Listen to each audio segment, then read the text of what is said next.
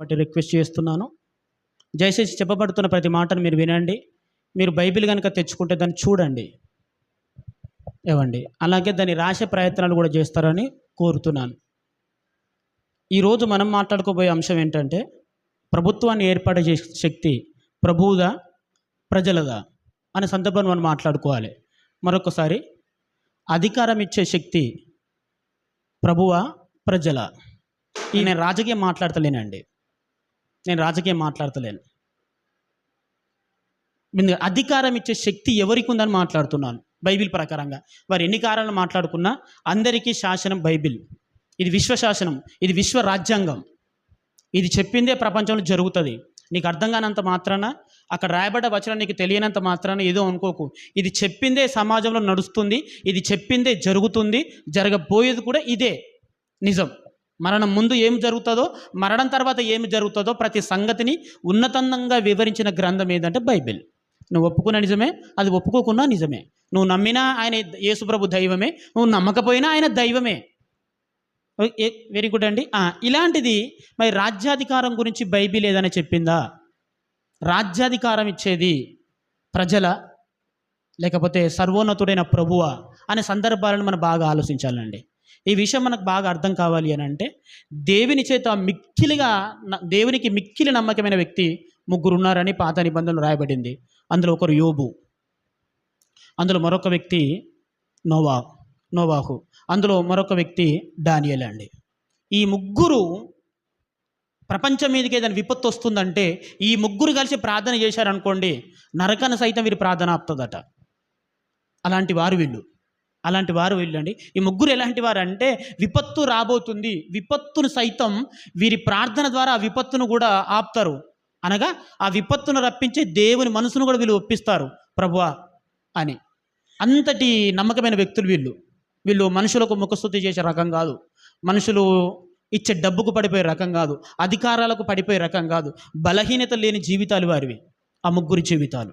అలాంటి వ్యక్తి, అందులో దానియేలైన ఒక ప్రవక్త ఒక మాట రాశారు. దానియేలు గ్రంథము, దయచేసి అందరు తీయాలండి. దానియేలు గ్రంథము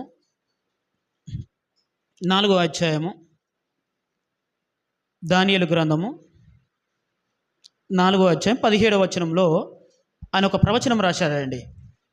ఈ ఆజ్ఞ మహోన్నతుడకు దేవుడు అని ఉంటుంది చూడండి, 4వ లైన్ 17వ వచనంలో, పేజీ నంబర్ పాత నిబంధనలో పేజీ నంబర్ 735 పేజీ పాత నిబంధనలో. మహోన్నతుడకు దేవుడు మానవుల రాజ్యము పైన అధికారి తానెవరికి అనుగ్రహింప నిశ్చయించును వారికి అనుగ్రహింపనిచ్చు ఆయా రాజ్యముల పైన అత్యల్ప మనుషులను ఆయన నియమించుచున్నాడనియు మనుషులందరూ తెలుసుకున్నట్లు ఇలాగు జరుగును.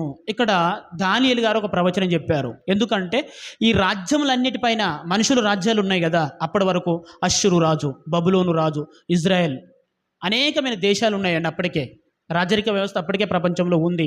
ఈ రాజ్యముల పైన ఇవి మానవులు వాళ్ళు యుక్తి చేత, కత్తి చేత, తెలివిచేటల చేత, సైన్యం చేత ఏవండి ఇవన్నీ రాజ్యాధికారం మీరు చేస్తాను అనుకుంటున్నారు. కాదు, ఈ రాజ్యములన్నిటిపైన ఒక సర్వాధికారి అని దేవుడు ఉన్నాడు. ఆయనైతే ఎవరికి ఇవ్వాలనుకుంటాడో వారికి ఇస్తాడు, ఎవరినైతే తొలగించాలనుకుంటున్నాడో వారిని తొలగిస్తాడు. దేవుడు కదండి, ఆయన డబ్బుకు లొంగిపోయే స్వభావం కాదు కదా దేవుడిది. మా దేవుడు పలానా వ్యక్తికి రాజ్యాధికారం ఇచ్చాడు అంటే దాని వెనుక చాలా ఇతివృత్తం దాగి ఉంటుంది. పూర్వపరాలను, గతాన్ని, వర్తమానాన్ని, భవిష్యత్తును ఆలోచించి ఆయన అధికారం కట్టబెడతాడండి. నిజం. ఇలా దేవుని వలనే మనుషులకు రాజ్యాధికారం వస్తుంది తప్ప, రాజా నీ కత్తి వలనో, నీ సైన్యం వలనో, నీకున్న గుర్రముల వలనో, నీకున్న రథముల వలనో ఈ రాజ్యాధికారం రాదు అని బబులోనికే ముక్కుసూటిగా సమాధానం చెప్పాడండి ఆయన. బబులోను చక్రవర్తి నెబుకద్నెజరుకే ముక్కుసూటిగా సమాధానం చెప్పాడు ఆయన. ఎలాంటి సందర్భం అంటే ఇది, ఈ ప్రపంచాన్ని 4 మహాసామ్రాజ్యాలు పరిపాలించాయండి. 4 మహాసామ్రాజ్యాలు. మొట్టమొదటిది ప్రపంచాన్నంతా పరిపాలించిన మహాసామ్రాజ్యాలు, దేశాలను కాదు ప్రపంచాన్ని. అందులో మొట్టమొదటిది ఏంటంటే సువర్ణ పాలనతో కూడిన రాజ్యం ఏంటంటే బబులోన్ సంస్థానం. బబులోను మహారాజు. ఇది యావత్తు ప్రపంచాన్ని పరిపాలించాడండి. అందులో మన ఇండియా కూడా ఒకటి. దీని తర్వాత వచ్చిందే మాదియా పార్శ్య సామ్రాజ్యం. దీని గురించి ఎస్తర్ గ్రంథంలో ఉంటుంది. 120 సంవత్సరాలు పాలించింది అది. చాలా పెద్దది. అర్థమవుతుందా లేదా? మాదియా పారసిక సామ్రాజ్యం. ఆ తర్వాత వచ్చిందే గ్రీకు సామ్రాజ్యం. ఈయన చెప్పిన తర్వాతనే ఇవన్నీ జరిగాయి. దానియేలు అనే వ్యక్తి ఆ ప్రవచనం చెప్పిన తర్వాతనే ఆయన అయితే ఎలాగైతే చెప్పాడో అలాగనే జరిగిందండి. గ్రీకుల రాజు వస్తాడని చెప్పాడు. ఆయన రాకముందుకే ఆయన పేరుతో సహా చెప్పాడు. ఆయన ఎలాంటి వాడో, ఆయన స్వభావం ఎలా ఉంటుందో, ఆయనకి ఎన్ని రాజ్యాలు ఉంటాయో, ఆయన ఎలా చంపబడతాడో అన్ని విషయాలు ఈ దానియేలు గ్రంథంలో ఉన్నాయండి. ఆ తర్వాత ఇంకొక సామ్రాజ్యం వస్తుందని చెప్పాడు. ఆ సామ్రాజ్యం బలంగా ఉంటుంది, అదే కొన్ని విషయాలలో బలహీనంగా ఉంటుంది అని కూడా చెప్పాడండి. అని చెప్పినట్టుగానే ఈ 4 సంస్థలను పరిశీలిస్తే దానియేలు గారు చెప్పిన విషయాలు అందులో కనిపిస్తాయి. రోమా సామ్రాజ్యంలో అది చాలా బలమైంది అన్నాడు. అది ఇనుముతో పోల్చాడు. ఆ తర్వాత మరొక పాదం ఎలా ఉంటుందంట, ఇనుముతో మట్టితో కలిసి ఉంటుందని చెప్పాడు. అంటే కొన్ని విషయాలు బలంగా ఉంటుంది, కొన్ని విషయాలు బలహీనంగా ఉంటుంది అన్నట్టుగానే రోమా సామ్రాజ్యం అలాగే ఉంటుంది. చాలా బలమైంది, కొన్ని విషయాలు చాలా బలహీనమైంది. ఒకే సంవత్సరంలో రోమా సామ్రాజ్యంలో 3 చక్రవర్తులు మారారు. అంత బలహీనమైంది. అంటే ఆ చక్రవర్తి ఈయనను చంపడం, ఈ చక్రవర్తి మరో వ్యక్తిని చంపడం, ఇలా జరిగిపోయిందండి. ఈ చక్రవర్తుల కాలంలోనే ఒక చిన్న రాయి, మానవ చేతి సహాయంలో చిన్న రాయి మహాపర్వతమైతుందని చెప్పాడు. ఆ చిన్న రాయి ఎవరు కాదు, యేసుక్రీస్తు అని బైబిల్ తెలిసిన ప్రతి ఒక్కరికి తెలుసు. అప్పుడు క్రీస్తు సామ్రాజ్యం ఇప్పుడు ఏవండి ప్రపంచాన్ని ఆక్రమిస్తుంది. ప్రపంచంలో అతిపెద్ద బలమైన సామ్రాజ్యం యేసుక్రీస్తుది. దీనికి అంతం లేదు. దానికి రాజుల రాజు, ప్రభుల ప్రభు యేసుక్రీస్తే. అందులోని సభ్యులమే మనం అందరం. ఇందులో ఈ విషయాన్ని చెప్పుకోతూ ఒక విగ్రహం గురించి మాట్లాడుతున్నాడు. దాని తల సువర్ణం, దాని తర్వాత ఈ మొండెం ఉంటుంది చూడ వెండి, ఆ తర్వాత ఇనుము, ఇత్తడి, ఇలా పోల్చుకుంటూ చెప్పుకుంటూ వచ్చాడండి. అలాగే ఈ ప్రపంచంలో జరిగాయి. ఆ చెప్పుతూ ఇంకేమంటున్నాడంటే ఇక్కడ దేవుడే మనుషులందరికీ, వాడు బలహీనుడా బలవంతుడా, తెలివి ఉన్నవాడా తెలివి లేనివాడు కాదు, దేవుడైతే ఎవరికైతే ఇవ్వాలనుకుంటాడో వారికే వస్తుంది అని చెప్పేశాడండి. ఓకే, మరి దేవుడే ఇచ్చిన తర్వాత యుద్ధాలు ఎందుకు అని ప్రశ్న వస్తుంది. రావాల్సిందే లేదా? దేవుడే ఇచ్చిన తర్వాత యుద్ధాలు ఎందుకండి? పలానా రాజు పలానా రాజ్యాన్ని జయించాడు కదా, అక్కడ కత్తి చేత జయించాడు, సైన్యంతో జయించాడు, యుక్తి చేత జయించాడు అనేది మన చరిత్రలో చదువుకుంటాం, చూస్తాం కూడా. అలాంటిది దేవుడే ఇచ్చిన తర్వాత యుద్ధం ఎందుకు? దేవుడే మనుషులకు రాజ్యాధికారాన్ని ఇచ్చిన తర్వాత ఓటు ఎందుకు? ఓటే కదా ప్రజలేసి డిసైడ్ చేసింది అనే వాదాలు కూడా ఉన్నాయండి ఈ వాక్యం పైన. మరి అలాంటి దానికి బైబిల్ ఏమైనా చెబుతుందా అని అంటే సమాధానం చెబుతుందండి. ఆ సమాధానం ఈరోజు మనం వెతికే ప్రయత్నం చేద్దాం. 1 సమూయేలు గ్రంథము, దయచేసి అందరం దిద్దామండి, చాలా జాగ్రత్తగా వినండి. 1 సమూయేలు గ్రంథము 8వ అధ్యాయము 4వ వచనం. 1 సమూయేలు గ్రంథము 8వ అధ్యాయం 4వ వచనం. పేజీ నంబర్ పాత నిబంధనలో 229. ఇశ్రాయేలీయుల పెద్దలందరూ కూడి రామాలో సమూయేలు నొద్దకు వచ్చి చిత్తగించుము, నీవు వృద్ధుడవు, నీ కుమారులు నీ ప్రవర్తన వంటి ప్రవర్తన గలవారు గారు గనుక సకల జనుల మర్యాద చొప్పున మాకు ఒక రాజును నియమింపుము, అతడు మాకు న్యాయము తీర్చునని అతనితో అనిరి. ఇక్కడ విచిత్రమైన ఒక కోరిక కోరారండి ఇజ్రాయెల్స్. ఆ కాలానికి ఇజ్రాయేలులకు రాజు లేడండి. మోషే ఇజ్రాయేలులకు రాజు కాడు, జాషువా ఇజ్రాయేలులకు రాజు కాడు, సామ్సోన్ ఇజ్రాయేలులకు రాజు కాడు, కాలేబు ఇజ్రాయేలులకు రాజు కాడు. వాళ్ళు న్యాయాధిపతులు, లీడర్స్ అంటారు వాళ్ళని. ప్రజలకు కష్టం వచ్చినప్పుడు ఆ ప్రజల పక్షాన నిలబడి దేవుని తరపున ఆ ప్రజలను కాపాడే వ్యక్తులు. పరాయి రాజ్యముతో యుద్ధం చేయడం లక్షణం కాదు. ఇప్పుడున్న ఇజ్రాయెల్ దేశం కూడా దాని నియమం కూడా అదే. పరాయి దేశంతో యుద్ధం చేయదు, తన జోలికి వచ్చినవని వదలదు. అది వాళ్ళ నియమం నాటి నుంచి నేటి వరకు. నిజం, అది ఎవరితోటి కావాలని యుద్ధం చేయదండి. దానికి ఉన్న నియమం. ఎవరైనా సరే దాని జోలికి వస్తే ప్రతీకారం తీసుకోకుండా విడిచిపెట్టదు. అది వాళ్ళ యుద్ధ నీతి. అలాగేనండి న్యాయాధిపతులు కూడా అలాగే ఉన్నారు. ఎలాగంటే వాళ్ళు యుద్ధం చేశారు కదా మీరు అనుకోవచ్చు, వాళ్ళు యుద్ధం చేయలేదు. పరాయి రాజ్యాన్ని, పరాయి సంపదను దోచుకోవడానికి యుద్ధం చేయలేదు. పరాయి రాజు వీరి మీదకి యుద్ధానికి వచ్చినప్పుడు వీళ్ళు తన ప్రజల్ని కాపాడుకోవడానికి యుద్ధం చేశారు. ఇది మీరు మర్చిపోకూడదండి. వేరే రాజులు చేసిన యుద్ధం వేరు, ఇజ్రాయేలు రాజులు చేసిన యుద్ధాలు వేరు. వేరే దేశాన్ని ఆక్రమించాలనే దుర్బుద్ధితో చేసేది వేరు, నా ప్రజల్ని కాపాడుకోవాలి, నా రాజ్యాన్ని కాపాడుకోవాలని చేసే యుద్ధనీతి వేరు. అది ఇజ్రాయేలుకు ఉంది. అర్థమవుతుందా లేదా? ఇజ్రాయేలుకు రాజు అనే వ్యక్తి లేడండి, రాజు లేడు. అందరూ సమానమే, అందరూ సమానమేనండి. రాజు లేడు, అందరూ సమానమే. అక్కడున్న జాతి సంపద అందరి సొంతం, అక్కడున్న వనరులు అందరి సొంతం. ఏ ఒక్కరు మరో వ్యక్తికి జీ హుజూర్ అని తలదించి నమస్కారం చేసే అవసరం లేదు. రాజు లేడు కదా, రాజు లేడు. ఎందుకంటే రాజు ఉన్నాడు అనుకోండి, ఆయన రాజుగా గుర్తించాలి, ఆయన దండాలు పెట్టాలి, ఆయన ముందు మోకరించి మాట్లాడాలి, నమస్కరించాలి. మన సొమ్ము పైన ఆయన అధికారి, ఆయన ఎవరికి ఇస్తే వానికే అనేది నియమం ఉంది మిగతా దేశాలలో. ఇవన్నీ ఏవి గమనిస్తలేరు. ఆయన మిగిలిన దేశాలకు రాజులు ఉన్నాడు, సైన్యం ఉంది, అవి సురక్షితంగా ఉన్నాయి.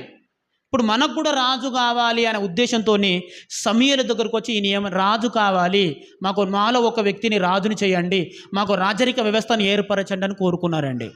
అప్పుడు సమూయేలు చాలా బాధపడ్డాడు, దేవుని దగ్గర మొరపెట్టాడు, ప్రభువా ఈ ప్రజలు ఇలా అడుగుతున్నారని. సమూయేలు నువ్వేం బాధపడకు, నేనే వారికి రాజును, నేనే వారికి నాయకుడను. వాళ్ళు నన్నే విసర్జించారు, నిన్ను కాదు, నీ కుమారులం కాదు, వాళ్ళు నన్నే విసర్జించారు, నువ్వేం బాధపడకు, వారు అన్నట్టు కానీ అన్నాడండి. ఆ వచ్చిన ఆయన అసలు రాజ్యరికం అనేది ఎలా ఉంటుందో కొన్ని మాటలు రాశాడండి. మొదటి సమూయేలు గ్రంథము 8వ అధ్యాయము 10 నుంచి 22 వచనాలలో 10 నుంచి 22 వచనాలలో రాజ్యరిక వ్యవస్థ ఎలా ఉంటుందో వివరించి రాశాడండి సమూయేలు గారు. మొట్టమొదటి ఇజ్రాయేలులకు రాజనీతి శాస్త్రవేత్త ఈ సమూయేలు గారు అండి. రాజ్యనీతి అనేది ఎలా ఉంటుంది, అసలు రాజ్యం అనేది ఎలా జరుగుతుందో ఇక మొట్టమొదటిసారిగా వివరించిన వ్యక్తి ఆయనే.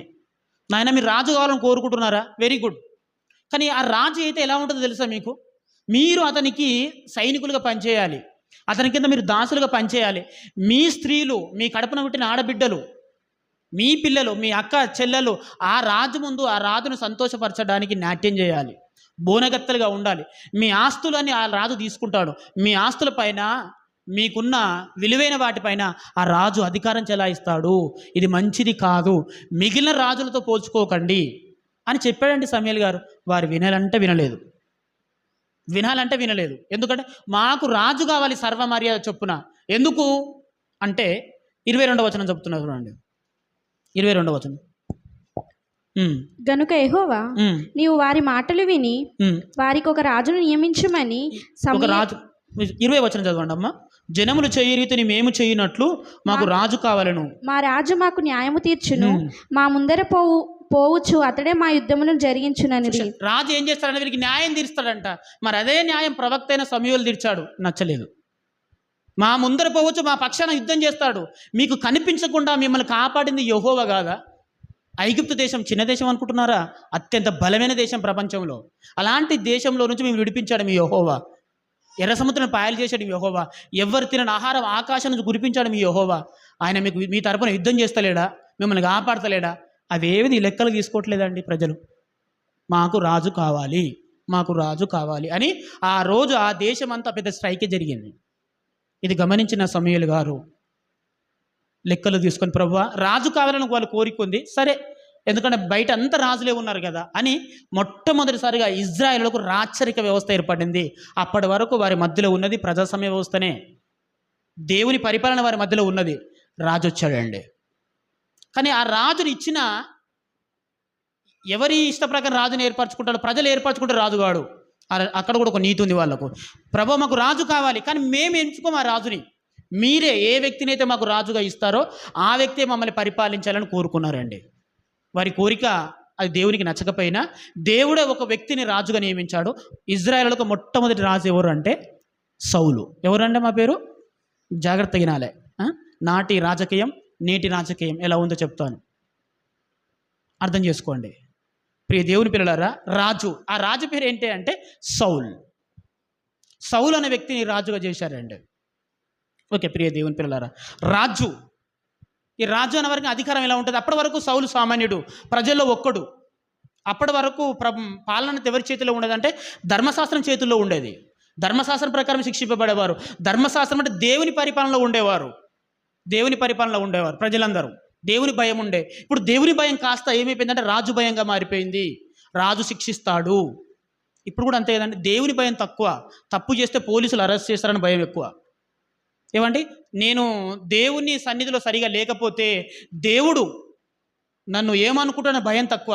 చర్చికోకపోతే అయ్యో 2 వారాల నుంచి పోలేదు, ఇప్పుడు కూడా పోకపోతే సంఘ సభ్యులు ఏమనుకుంటారని భయం ఎక్కువ. చూశారండి, ఇలాంటివి వచ్చేసాయి. కనిపించేదానికి మనిషి భయపడడం నేర్చుకున్నాడు. దీన్ని ఫోబియో అంటారు. కనబడకున్న దేవునికి భయపడడాన్ని భయభక్తులు అంటారు. ఈ రెండింటికి మర్చిపోదు. 2 అర్థాలు ఒకటే. ఫోబియో వేరు, భయభక్తులు వేరు. తన నీడను చూసుకొని తాను భయపడడం బయటితనం. దేవునికి నిజంగా విధేయతతో భయపడడం నిజంగా భయపడడం. ప్రియ దేవుని పిల్లారా, రైట్. కాబట్టి అప్పుడు ఆయన ఒక చట్టం రాశాడండి వాళ్ళకు. ఇదే సమూయేలు గ్రంథం 10వ అధ్యాయము 25వ వచనం.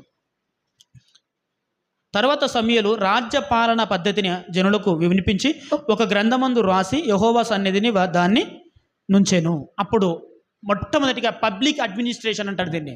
పొలిటికల్ సైన్స్ అంటారు, చూసారా, అదేది పబ్లిక్ అడ్మినిస్ట్రేషన్ అంటే రాజ్యనీతి శాస్త్రాన్ని రాశాడు. ఎలా పరిపాలించాలి, ఒక చట్టం, ఒక రాజ్యాంగం అనుకోండి. విశ్వరాజ్యాంగం బైబిలే, ధర్మశాస్త్రమే. కానీ ప్రజలను పరిపాలించాలి.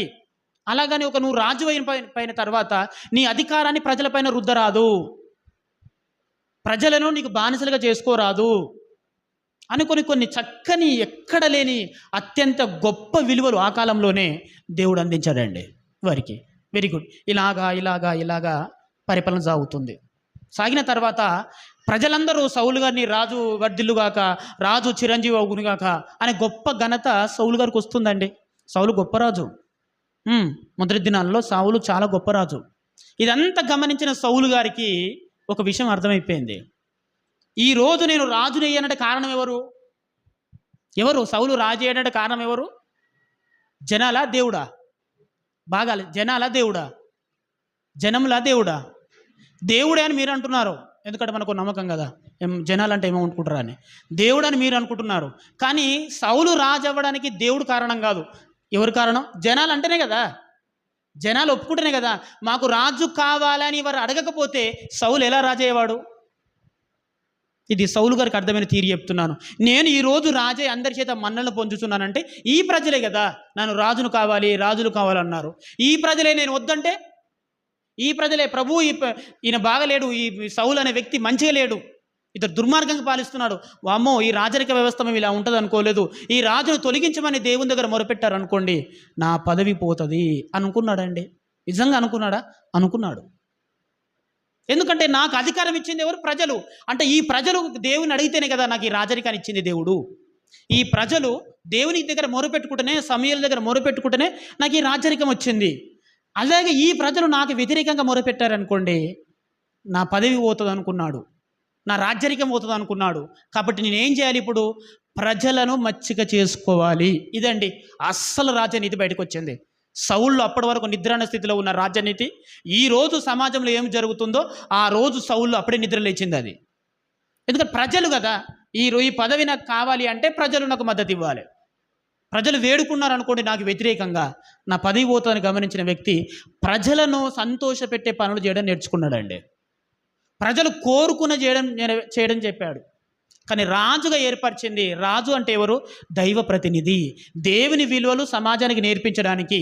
ఎందుకంటే రాజు లేకపోయాడు అనుకోండి ప్రజలు ఇష్టరీతిగా ఉంటారు. మోషే గారు లేరు, ఆ ప్రజలు ఎలా ఉన్నారో మన అందరికీ తెలుసు. మోషే గారు దేవుని శాస్త్రం రాయడానికి, ధర్మశాస్త్రం రాయడానికి కొండపైకి ఎక్కారు. అక్కడ నాయకుడు లేడు, సరైన నాయకుడు లేడు. ప్రజలు ఇష్టానిరాతిగా ఉంటూ ఒక విగ్రహాన్ని చేసుకొని దానికి పూజలు చేశారు, ఎంజాయ్ చేశారు, తిన్నారు, తాగారు, ఆడారు.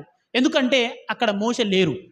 కాబట్టి ఇలాంటి పరిస్థితి రాకుండా ఉండడానికి ఒక రాజు, ఒక నియమం కలిగిన రాజు ఉన్నట్టయితే ప్రజల్ని భయపెట్టైనా సరే వాళ్ళని దేవుళ్ళు నడిపించగలడు. అమ్మో రాజు దండిస్తాడు అనే భయం చేతనే సరే దేవుని ధర్మశాస్త్రం ప్రకారం వాక్యానుసారంగా నడుస్తారని ఆశించిన దేవుడు ఒక వ్యక్తిని రాజుగా ఎంచుకున్నాడండి. ఆయనే రాజైన ఒక ప్రతినిధిగా ఒక వ్యక్తిని ఎంచుకున్నాడు, ఆయనే సౌలు. కానీ సౌలుకి ఏమర్థమైపోయిందంటే దేవుని నియమం ప్రకారమే ప్రజల్ని తింపాలి, ప్రజలు కోరుకునేది చేయడానికి కాదు. ఎందుకంటే ప్రజల కోరికలో కొంత అపవిత్రత ఉంటుంది, ప్రజల కోరికలు దైవ విరుద్ధమైన కోరికలు ఉంటాయి, ప్రజల కోరికలు వాక్యానికి విరుద్ధంగా ఉంటాయి. కాబట్టి దేవుని కోరిక అది కాదు. కాబట్టి దేవుడు అనుకున్న వాక్య ప్రకారం ధర్మశాస్త్ర ప్రకారం నడిపించడానికే రాజుని ఎంచుకున్నాడండి. ఇది చాలా కష్టంగా ఉంది. ఎందుకంటే వాక్యానుసారంగా బోధించాను అనుకోండి మీకు కూడా కష్టమే. వాక్యానుసారంగా నేను బ్రతుకుతున్నాం అనుకోండి, అప్పుడు మన బ్రతుకు కూడా మనకు విరక్తి కలిగిస్తుంది. నేను ఒక్కనే వాక్యానుసారంగా బ్రతుకుతున్నా, నాకు ఏమి ఇచ్చాడు దేవుడు? చూడు, వాక్యానికి విరుద్ధంగా బ్రతుకుతున్న వారు ఎలా ఉన్నారు, అరకొరగా విశ్వాసం ఉన్న వాళ్ళు ఎలా ఉన్నారు అనే మైండ్ సెట్ మనకు వస్తుంది, ఆ థాట్స్ మనకు వస్తాయి. అలాగే సిన్సియర్గా రాజరికం చేసుకుంటూ వచ్చాడు. కానీ ఎందుకో సౌలు పట్ల కొంత విశ్వాసం సన్నగిలుతుంది ప్రజలకు. ఆయనకు తోచింది అది. అలా కాదు, ఇప్పుడు ప్రజలనే నా గ్రిప్పులో పెట్టుకోవాలి, ప్రజలు కోరుకునేది నేను చేయాలి, ఈ ప్రజల వలనే నా పదవి, నా రాజరికం స్థిరస్థాయిలో ఉంటుంది అనుకున్నాడు. దానికోసం దైవ విరుద్ధమైన పని చేశాడండి. ఒకటి ఏం పని అంటే చూద్దాం, ఒక ప్రియ దేవుని పిల్లారా. మొదటి సమూయేలు గ్రంథము 13వ అధ్యాయము, మొదటి సమూయేలు గ్రంథం 13వ అధ్యాయం 8వ వచనం. చాలా జాగ్రత్త అయినాలి మీరు అందరూ ప్లీజ్.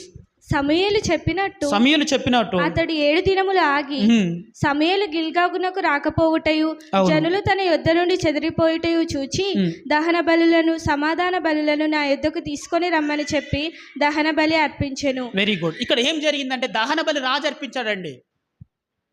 ఎందుకంటే వాళ్ళు ఒక దేశం మీదకి యుద్ధానికి వెళ్ళేటప్పుడు ఖచ్చితంగా దహన బలి అర్పించిన తర్వాతే, దేవుణ్ణి మొరపెట్టుకున్న తర్వాత వాళ్ళు యుద్ధానికి బయలుదేరుతారు విచారణ చేసి. అప్పటి వరకు ప్రజలకు మంచి ప్రవక్త, బలమైన ప్రవక్త ఎవరంటే సమూయేలు గారు. అతడు రాజగురువు, ప్రవక్త, యాజకుడు, అన్ని లక్షణాలు ఉన్నాయి ఆయనకు. ఈ బలి అనేది ఎవరు ఇవ్వాలంటే వారు మాత్రం ఇవ్వాలి, రాజుకు ఇచ్చే అధికారం లేదు. కానీ ఏం చేశాడో తెలుసా, ఇక్కడ సమూయేలు గారు వస్తాన్న సమూయేలు గారు మరుసటి రోజు రాలేదు, 3వ రోజు రాలేదు, 4వ రోజు రాలేదు, 5వ రోజు రాలేదు, 6వ రోజు రాలేదు, 7వ రోజు రాలేదు. ప్రజలందరూ విసుకుపోయారు, ఈ సమూయేలు రాడు, మరి ఏం చేద్దాం, శత్రు సైన్యం ముందుకు వస్తుంది.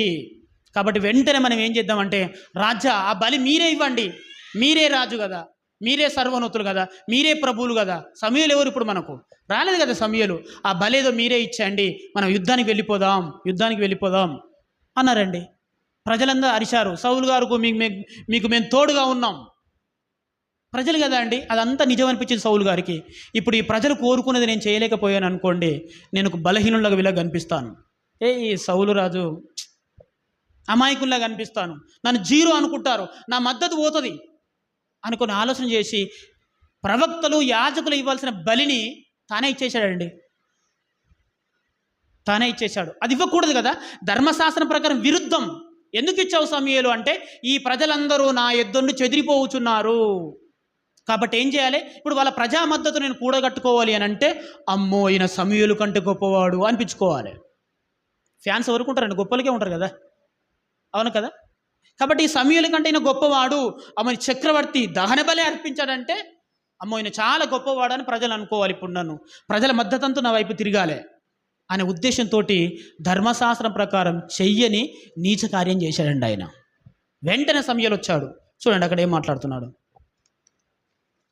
సమూయేలు అతనితో నీవు చేసిన పని ఏమని అతనిని అడిగాను. అందుకు సౌలు, జనులు నా యొద్ద నుండి చెదిరిపోవుటయు, నిర్ణయ కాలంలో నీవు రాకపోవుటయు, ఫిలిస్తీయులు మిక్మషులో కూడి ఉండేటయు నేను చూచి, ఇంకను యెహోవాను శాంతిపరచక మునిపే ఫిలిస్తీయులు గిల్గాగునకు వచ్చి నా మీద పడుదురని నా అంతటా నేనే సాహసించి దహన బలి అర్పించితినని చెప్పేశారండి.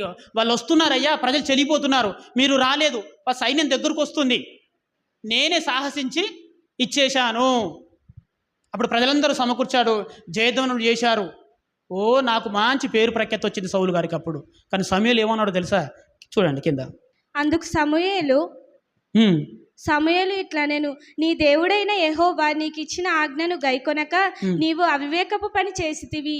నీ రాజ్యమును ఇశ్రాయేళ్ల మీద సదాకాలము స్థిరపరచుటకు యెహోవా తలచి ఉండను, అయితే నీ రాజ్యము నిలవదు. సరిపోతుంది. ఇక్కడ సమూయేలు గారు చెప్పిన మాట ఏంటంటే, సౌలా ఎందుకు ఇంత అవివేక పని చేశావు, అసలు దేవుడు ఏమనుకోవడం తెలుసా నీ గురించి, నీ పరిపాలన చూసి, శాశ్వతంగా ఇజ్రాయెల్ దేశాన్ని నీకు ఇస్తా అనుకున్నాడు ఆయన. రాజు వద్దు అని చెప్పిన దేవుడే నీ సిన్సియారిటీని చూశాడు. దేవుడు చూసి శాశ్వతంగా నీకు, నీ పిల్లలకు ఈ ఇజ్రాయెల్ దేశాన్ని శాశ్వతంగా అప్పగించి నేను ప్రపంచంలోనే గొప్ప రాజుగా చేద్దామని చూశాడయ్యా. అందుకే దేవుడు నాతో మాట్లాడాడు, ఇందుకే ఆలస్యమైంది. కానీ నువ్వు రాజ్యం అనేది ప్రజలు ఇస్తుంది అనుకున్నారు, ప్రజలు కోరుకున్నది చేశావు యెహోవాకు విరుద్ధంగా. నువ్వు చేశావు. ఎందుకు, ఈ ప్రజల వల్లనే కదా నా రాజరికం వచ్చేది. ప్రజలు కోరుకున్న పనిని ఇప్పుడు నేను చేయలేకపోయాను అనుకోండి, ఒక రాజుగా నేను ఫెయిల్యూర్, నన్ను ఏమనుకుంటారని ప్రజలు బలహీనుడు అనుకుంటారు అనే ఉద్దేశంతో ప్రజల ఇష్టాన్ని నెరవేర్చావు, ప్రజల మద్దతును కూడగట్టుకునే ప్రయత్నం చేశావు. కానీ దేవుడయ్యా నీకు రాజరికం ఇచ్చేది, నీ రాజ్యము నీ యొద్ద నుంచి తొలగిపోయింది అన్నాడండి. ఈ మాటలు మీరు గమనించాలి. రాజ్యం అనేది ప్రజల వల్ల వస్తుందని సౌలు గారి భావన లేదు, రాజ్యం అనేది దేవుడి వల్ల వస్తుంది అనేది ప్రవక్త వాదం, ప్రవక్త చెప్పిన దేవుని మాట. ఈ సౌలు గారి ఉద్దేశం ఏంది? రాజ్యం అనేది ప్రజల వల్ల వచ్చింది కాబట్టి ప్రజలు కోరుకున్నది చేయడమే రాజుగా నా పని. కానీ ప్రజలు దైవ విరుద్ధమని చేయమంటున్నారు, నీ వల్ల నీతోటి దైవ విరుద్ధమైన పని చేయమని నేను ప్రేరేపిస్తున్నాడు. ఇది ఎలా ఒప్పుకున్నావు సౌల్? నీ రాజ్యం నీ ఎదురు తొలగిపోయిందయ్యా, ఒక్క ఓపిక పట్టి ఉంటే నీ రాజ్యం శాశ్వతం అయిపోయేది, ఈ ప్రజలెవరు నీకు రాజ్యాన్ని ఇచ్చేది? దేవుడు కదా అని చెప్పాడండి. చెప్పి ఏమన్నాడు చూడండి, ఇంకొక మాట 14వ వచనం. యెహోవా తన చిత్తానుసారమైన మనసు గల ఒకని కనుగొని ఉన్నాడు, నీకు ఆజ్ఞాపించిన దానిని నీవు గైకొనిపోతీవి గనుక యెహోవా తన ప్రజల మీద అతన్ని అధిపతిగా నియమించును. మరలా ఇక్కడ అదే మాట, దేవుడు ఒక వ్యక్తిని కనుగొన్నాడు, ఆయనకి ఇస్తాడు. సౌలు గారి అభిప్రాయం ప్రజల చేత అధికారం వస్తుంది, లేదు ప్రభు ఇస్తేనే అధికారం వస్తుంది. చూసారా, రెండు వర్గాలు కనిపిస్తున్నాయి ఇక్కడ. సౌలు గారు ఏమంటున్నారంటే ప్రజలకు మంచి చేస్తేనే, ప్రజలు కోరుకుంటుంది చేస్తేనే, ప్రజల గురించి ఆలోచిస్తేనే నాకు అధికారం. సౌలు యొక్క అభిప్రాయం.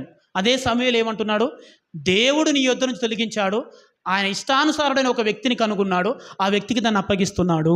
చూసారా ప్రియ దేవుని పిల్లలారా, ఇది చెప్పాడు సౌలు గారికి సమూయేలు గారు చెప్పారు, దేవుడి వలన వస్తుంది రాజ్యరికం, ప్రజల వల్ల కాదు, నువ్వు వాక్యాన్ని దేవునిని తప్పుగా అపార్థం చేసుకుంటావు అని చెప్పాడండి. నచ్చట్లేదు, ఎందుకంటే ముందు కనిపించేది ఎవరు? ప్రజలు కదా. ప్రజలు కోరుకుంటేనే కదా గొప్ప, ప్రజలు పొగిడితేనే కదా గొప్ప. ఈ మాట మనసులో ఉండిపోయిందండి, మాట మనసులో ఉండిపోయింది. మరొక్కటి చేశాడండి, మరొక్క దైవ విరుద్ధమైన పని చేశాడు. అదేంటో చూద్దాం ప్రియ దేవుని పిల్లలారా, అదేంటో చూద్దాం.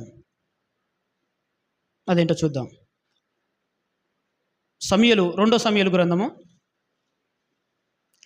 గ్రంథము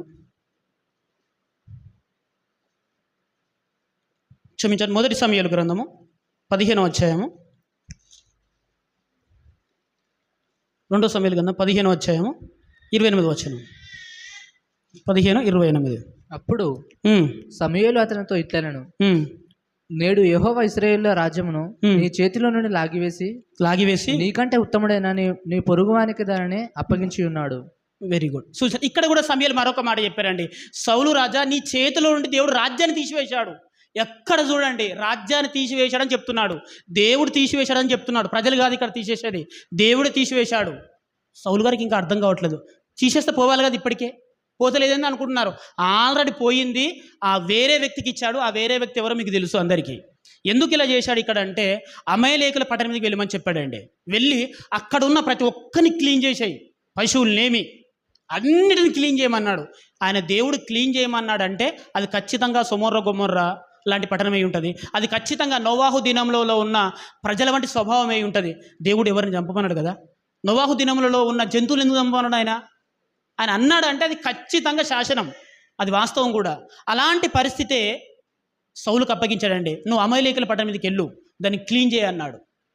ఇది అమలేకులను చంపే అవకాశం జాషువా గారికి వస్తుందండి. కానీ జాషువా ఇప్పుడు వారిని ముట్టకన్నాడు, ఎందుకంటే వారి పాపం ఇంకా పరిపక్వం కాలేదు, నేను ఇంకో అవకాశం ఇస్తున్నాను వాళ్ళు మార్చుకోవడానికి, నువ్వు వారిని ముట్టొద్దు అన్నాడు. అది జాషువా వారిని ముట్టలేదండి.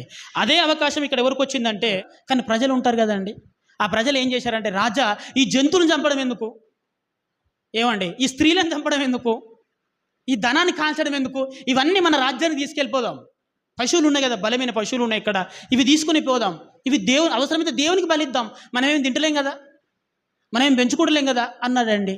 ఎందుకో సౌలు గారికి నచ్చింది, ఇది అన్యాయంగా చంపడం ఎందుకు, వీటిని దేవునికి బలిస్తే సరిపోతుంది కదా అనుకొని అక్కడ ఉన్న పశు సంపద అంతా తీసుకొని వచ్చాడు.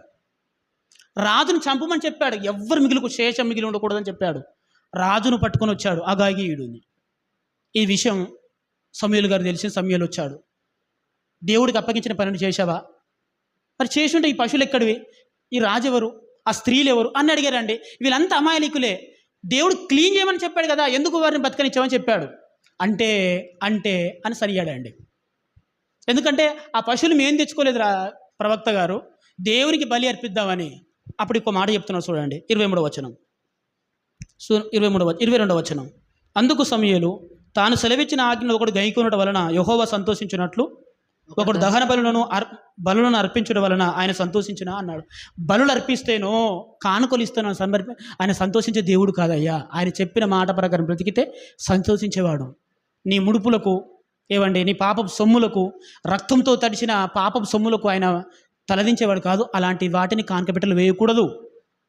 మరి దేవుని మాటను వినాల్సింది నువ్వు తప్పు చేశావు. ఏ కానానీలను బతకనిచ్చావో అదే కానానీల చేతిలో చచ్చిపోతావని చెప్పాడండి. అన్నట్టుగానే ఈ సౌలు అనే వ్యక్తి కానానీల చేతిలో చచ్చిపోయాడు. అది తర్వాత ఆలోచించండి. ఇది బాగా ఎందుకు అలా చేశాడంటే ప్రజల ఇష్టం.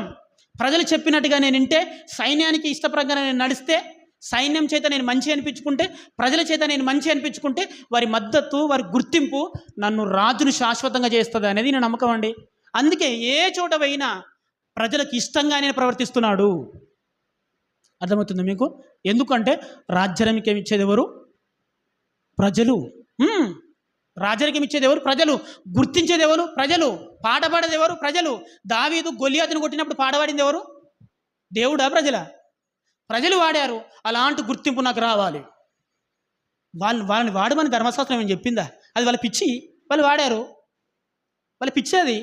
దావీదు 10,000 కొలది, సౌలు 1000 కొలది. నిన్ను ఎవడు కంపేర్ చేసి పాడబడమన్నాడు? అందుకని ఏ పాట పాడితే ఆ పాట పాడకూడదు అని సంఘంలో. మంచిది కాదు. అందుకే పిచ్చి పాటలు అనే మాట ఆమోసు గ్రంథంలో ఉంది. వారు పిచ్చి పాటలు పాడుదురు అన్నాడు. అలాంటి పిచ్చి పాటని వాళ్ళు వాడింది. మంచి పాటని ఎవరు అన్నారు? సౌలు 1000 కొలది అంట, దావీదు 10,000 కొలది. జనం అంటారయ్యా, వాళ్ళు మస్తు అంటారు, ఆయనే దేవుడు అంటారు, మా దేవుడు ఆయనే అంటారు. ఆ తర్వాత నేను జీరో చేసేది కూడా వాళ్ళే. అన్నప్పుడు నమ్ముతావా? నేనే దేవుని నమ్మేస్తావును. ఏదో సహాయం చేయగానే నువ్వే దేవుడు అయ్యా, నువ్వు లేకపోతే నా బిడ్డ బతికేది కానీ వచ్చి దండం పెడుతుంది, ఇక నేనే నెక్స్ట్ టైం సీఎం అనుకుంటావా? అట్లా అనుకోకూడదు కదా. ప్రియ దేవుని పిల్లలారా, మీరు బాగా ఆలోచించండి. ఇట్లా ప్రజలు ఇష్ట ప్రకారం చేయడం అలవాటు చేసుకున్నానండి. సమయంలో మళ్ళీ చెప్పారు, నువ్వు చేస్తుంది తప్పు. ఏ ప్రజలైతే నీకు సింహాసనం ఇస్తాను అనుకుంటున్నారో నీ రాజ్యం ఆల్రెడీ నీ ఎదురును తొలగిపోయిందయ్యా అన్నాడు. వేరొక వ్యక్తికి ఇచ్చాడు దాన్ని. ఆయన ఖచ్చితంగా దేవుడైతే ఏ నియమం అనుకున్నాడో ఆయన ఇష్టానుసారంగా ప్రవర్తిస్తారు. నీవు ప్రజల ఇష్టానుసారంగా ప్రవర్తిస్తున్నావు. ఆ వ్యక్తి దేవుడు అనుకున్న విధంగా పరిపాలన చేస్తాడు. దేవుడు అనుకున్న విధంగా ఆయన పరిపాలన చేస్తారు. నువ్వు ప్రజలు అనుకున్నట్టుగా నువ్వు పరిపాలన చేస్తావు అని చెప్పాడండి. ఇది రెండోది. ఇంకా మూడోది జరిగిందండి. దేవుడు అస్సలు సహించని జరిగింది ఒకటి. అస్సలు సహించడు అది. అలాంటిది ఒకటి జరిగింది. అదేందో చూద్దాం ఇప్పుడు. 2 సమూయేలు గ్రంథము 21వ అధ్యాయం 2వ వచనం. 2 సమూయేలు గ్రంథం 21:2. మీరు బాగా గమనించి చూడండి. ఇది 2 సమూయేలు గ్రంథము 21వ అధ్యాయము 2వ వచనం అండి. గిబియోనీయులు ఇశ్రాయేలు సంబంధికులు కారు. వారు అమోరీయులలో శేషించిన వారు ఇశ్రాయేలు మిమ్మును చంపని ప్రమాణపూర్వకముగా అవును వారితో చెప్పి ఉండిరి. కానీ సౌలు ఇశ్రాయేలు యూదా వారి యందు ఆసక్తి గలవాడై వారిని హతము చేయుచుండెను. ఇక్కడ దుర్మార్గమైన చర్య ఒకటి కనిపిస్తుందండి. ఇక్కడ సౌలు గారు ఇజ్రాయేలు సంబంధీలు కాలు వాళ్ళ పేరంటే గిబియోనులను చంపుతారండి. గిబియోనులను చంపుతారు. ఈ గిబియోనులు ఎవరంటే ఒక రకంగా చెప్పాలని హివ్వీయులు, అంటే కానానీయులే వీళ్ళు. కానానీయుల ఒక భాగం హివ్వీల ఒక భాగం గిబియోన్స్. ఈ గిబియోనులను సౌలు గారు ఒక చోట చంపేస్తాడు. ఎందుకు చంపేస్తాడు అని అంటే అక్కడ ఒక మాట రాశాడు చూడండి. ఎందుకు చంపేశాడు? సౌలు అనే వ్యక్తి ఎందుకు చంపేశాడు చూడండి. సౌలు ఇజ్రాయేలు యూదల వారి యందు ఆసక్తి గలవాడై ఉండెను అనగా, ఈ గిబియోనులు అనే వ్యక్తులు ఎక్కడ ఉంటారంటే ఇజ్రాయేల్ మధ్యలోనే ఉంటారు. మీరందరూ ఇజ్రాయేల్ అనుకోండి, మీ మధ్యలోనే గిబియోన్స్ ఉన్నారు. గిబియోనులు ఎవరు? కానానీయులను క్లీన్ చేయడమే ఇజ్రాయేలుకు దేవుడు అప్పగించిన పని. ఏంటంటే జాషువ గారికి దేవుడు అప్పగించిన పని ఏంటంటే, ఈ ప్రయాణంలో నువ్వు వెళుతున్నావు కదా ఐగుప్తు దేశం నుంచి వాగ్దాన భూమికి, ఈ ప్రయాణంలో కానానీయులని పూర్తిగా ఆ ప్రాంతం నుంచి వెళ్ళగొట్టాలి. అక్కడ ఏ ఒక్కడు కానానీయుడు ఉన్న జాగ్రత్త సుమి అని చెప్పాడు ముందే. ఎవరు? దేవుడు జాషువ గారికి. కాబట్టి ఆయన మాటకు విలువనిచ్చిన జాషువ గారు కానానీయుల్ని ఆ ప్రాంతం నుంచి తొలగించుకుంటూ వస్తున్నాడండి. తొలగించి వస్తుండగా కొంత శేషం మిగిలిపోయింది. ఆ శేషం ఇజ్రాయేల్ మధ్యలోనే ఉండిపోయింది. వాళ్ళే హివ్వీలు లేకపోతే గిబియోన్స్. వీళ్ళు అమేలీకులు కదా, వీళ్ళని తొలగించడమే మన కర్తవ్యం కదా. మరి ఇక్కడ జాషువ గారు వీళ్ళు ఎందుకు బ్రతకనిచ్చాడు అని ఆ రోజు నుంచి ఇక సౌలు కాలం వరకు ఆ ప్రజల పట్ల అక్కడున్న ఇజ్రాయేలులకు యూదులకు ఒక చిన్న చూపే. మా వీడు కానానీయుడు, వీరు మన మధ్యలోనే ఉంటున్నాడు, ఎప్పటికైనా వీరు మనకు ప్రాబ్లమే, వీరిని ఇక్కడి నుంచి ఎలగొట్టాలి, వీరి నుంచి ఎక్కడ ఎలగొట్టాలని ఈ ప్రజలకు ఉందండి. కానీ ఎలగట్టలేకపోతున్నారు, వారిని గెంటేయలేకపోతున్నారు. ఎందుకంటే దేవుడే వారిని ఉండనిచ్చాడు అక్కడ, దేవుడే ఉండనిచ్చాడు వారిని అక్కడ. ఎందుకు ఉండనిచ్చాడు అంటే గత చరిత్ర మనకు తెలియాలి. సమూయేలు గ్రంథము, క్షమించండి, యెహోషువ గ్రంథము 9వ అధ్యాయము 2వ వచనం. పాత నిబంధనలో యెహోషువ గ్రంథము, మీరు జాగ్రత్తగా నన్ను తల్లి మాట, యెహోషువ గ్రంథము 9వ అధ్యాయము 9వ అధ్యాయము